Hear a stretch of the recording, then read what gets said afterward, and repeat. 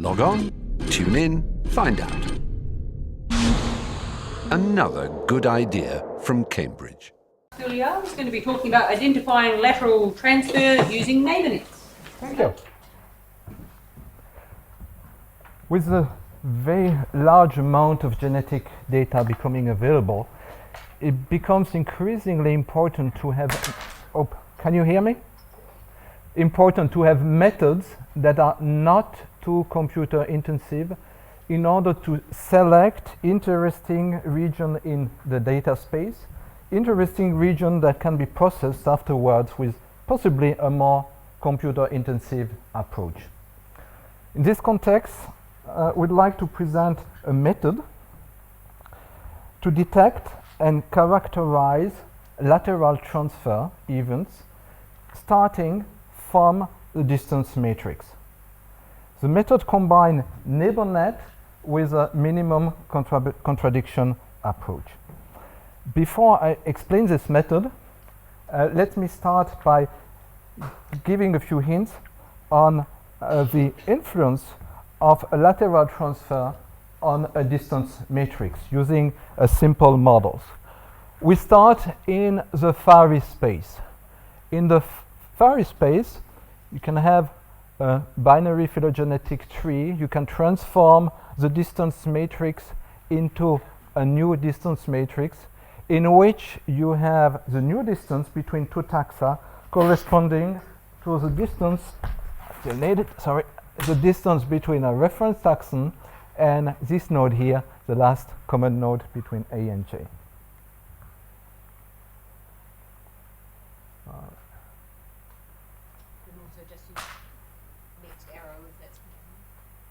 Sorry? The next arrow button on the laptop works as well as this. Ah, okay, yes. So if you have an outer planar network, such as you get with NeighborNet or a phylogenetic tree, then you can show that if you have the outer planar network representation and you take a circular order on that representation, you can show that the Kalman-Son inequalities are fulfilled, meaning that the data, the values, as you move away from the diagonal, tends to decrease. Now, if you have a lateral transfer, you can model. You can model this lateral transfer with a simple model. You say, okay, you have a taxon A, and you have some portion alpha being transferred from A to B. And then afterwards, you can model it, for instance, with this model in the usual way. You have the expected value of the distance between B and C. Or if you use a Joukes-Cantor type of model, you get this type of equation. But in both cases, if you have a lateral transfer between two taxa that are consecutive on the outer planar network representation, then the Kalman-Son inequalities are still fulfilled. So imagine you have a lateral transfer between, I write it with an arrow, between taxon A and B. You can always use the degree of freedom that you have on the tree representation and switch the different branches so that the two taxa A and B are consecutive and fulfill the Kalman-Son inequalities. So you understand that a tree can accommodate quite many lateral transfer in this model by using the degree of freedom that you have on a tree. And I believe it's one of the reasons explaining a kind of paradox you have in which you have sometimes many lateral transfer and one find still phylogenetic trees that make quite some sense. There are some limits to the robustness of a tree to lateral transfer. Here is a typical example. If you use in the model I've shown a transfer between 1 and 4 and 3 and 2, you cannot find any order, any circular order on the taxa so that all the Kalman-Son inequalities are fulfilled. So there are some limits. And what are you doing in such a case? Well, there are two approaches that you can use. The first one is say, okay, I want to take a measure of the contradiction to the Kalmanson inequality. Such a measure is given here, and find an order minimizing that order. A second approach is saying, okay, I don't want to find that order, but I want to find a subset of taxa so that to a good accuracy, the Kalmanson inequalities are fulfilled. And this is the way I will follow from here on. So, how does the first part of the algorithm work? In the first part of the algorithm, you start with 3 taxa. You add 1 taxon. You use an neighbor net and find a circular order on these 4 taxa. And if the Kalmanson inequalities are fulfilled to a good accuracy using every possible reference taxon, you put this taxon in this subset. Then you try with the next one, and the next one. And at one point, the subset is kind of full. You cannot put any more taxa in the subset. So at the end of this first stage, what you have? You have an autoplanar network. You have a number of taxa corresponding to an ordering on the autoplanar network, x1 to xn. And you have a number of taxa, we call them B's, that cannot be included in this autoplanar network without generating a large contradiction to the Kalmanson inequalities. So in the second stage of the algorithm, you'd like to take one of these taxon B and try to position it relatively to the autoplanar network that you have found in the first place. Before I explain how it works, let me say that the second part of the algorithm has nice properties if you have a distance matrix that not too far away from the one from a phylogenetic tree or an autoplanar network. More precisely, if you have a distance matrix in the Fiery space that correspond to what we'll call a weakly perturbed tree, then you have nice properties that I'll show afterwards. And a weakly perturbed tree, we call it, it's a distance matrix in which you have one lateral transfer between 2 taxa that are not consecutive in a circular order. You may have possibly a number of lateral transfer between consecutive taxa, and you don't have any lateral transfer that involve more than 1 taxon. So if you have this kind of properties, we'll find some nice properties of the algorithm. But let's go to the algorithm. Don't want to describe this. You have it in the transparency. I really want to go directly in the operational part and explain how the algorithm works. You remember you had this subset, order subset, x1 to xn, and you take the taxon B as input. The first thing you do, you put it at the second position here, and you check if it's Kalmanson. If it's Kalmanson, you shift by 1 position. You have x1, x2, B, remove all the other one, keep the reference taxon here, check if it's Kalmanson. And at one point, it won't be Kalmanson anymore.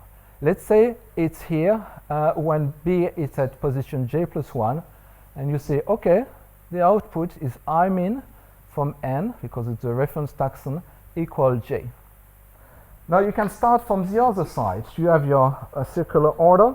You keep xn, xn minus 1, B, check if it's Kalmanson, move B, check if it's Kalmanson, and you get a second output.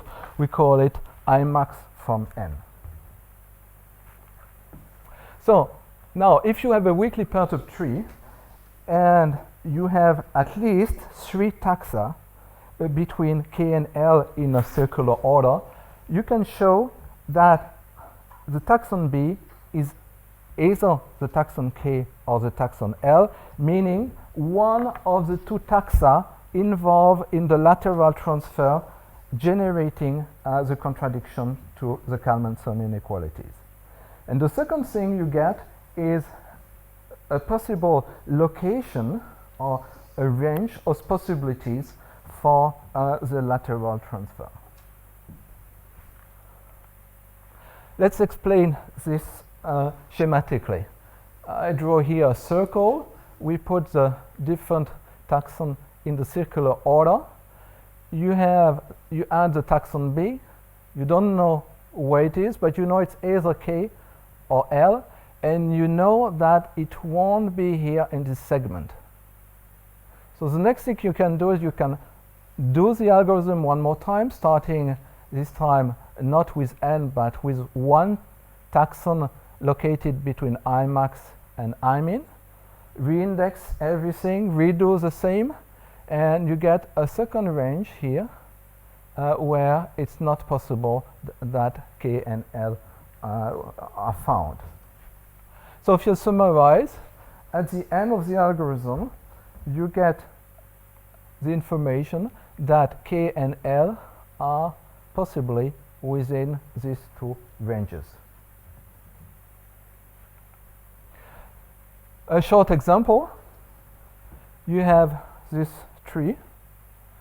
We define transfer. You have a transfer between 2 and 5, between 4 and 3. Take the Kalmanson, the distance matrix in the Fari space. You see that if 5 is removed, then you get nicely a matrix fulfilling the Kalmanson inequality. So the first part of the algorithm, possible output is getting the taxon 1, 2, 3, 4, and 6, skipping 5, and getting an autoplanar network. Having as input the taxon number 5, you can use the second part of the algorithm. You check this submatrix. Okay, it's Kalmanson. Then you shift the taxon B by one position, check if it's Kalmanson. See, I'm in this corner here. Okay, here it's not Kalmanson. So I get my first output. And I can do this for 4 different inputs. And I get my output here, Imin, Imax, Imin, Imax. And with what I said before, you find two possible scenarios. The first one is that you have a lateral transfer between 2 and 5, and that 5 is adjacent to 6. So one of the two scenarios is the correct one, despite the fact that actually the condition here for a weakly perturbed matrix is not totally fulfilled. A second thing you can say, but it will go too far to discuss this, is that in this case you can say, well, the transfer is from 2 to 5. You have the direction that is given. Let me give rapidly a last example. Starting with real data. We took 184 taxa in which the distance was computed using the genome conservation approach by Cannon, which is one of the most efficient approach starting with a distance matrix to get distance in whole genome phylogeny. We reduce the 184 taxa to a 20 by 20 distance matrix by averaging on 2 domains, Eukaryota and Archaea, and on 18 phyla or classes for bacteria. Using the first part of the algorithm with NeighborNet, we got a backbone, it means this autoplanar network consisting of 6 taxa. If you have bacteria, you have a lot of lateral transfer, so it's normal that it's not too large. And we use as input cyanobacteria that was not in this first subset. And now the result. You find out that here Imin for the two references are the same. So cyanobacteria is located between alpha proteobacteria in actinobacteria on this autoplanar network. and you find that the second one is here and is eukaryota. So you find that a possible explanation for your distance matrix is that there was a lateral transfer between cyanobacteria and eukaryota. In this example, you cannot say in which direction, contrary to the previous example where it was possible to give the direction. But what you can do, you can refine your search and try to find out which are the eukaryota causing the contradiction to the Kalmanson inequalities. And what you find that they are red algae and plants. So very much consistent with endosymbiotic theory. I'd like to conclude here by saying that we found this algorithm to be quite robust, even if all the conditions I've described first are not fulfilled. You get quite a reasonable result. If you are interested, there is a publication that will appear that is in press, and I've added two references on NeighborNet and on the minimum contradiction approach. Thank you very much.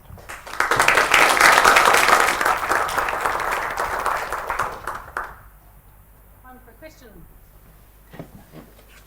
Scared. No questions? No. Okay, well, we'll move on then to now our third speaker. The one person listed in the program unfortunately could not make it. So in fact we have Captain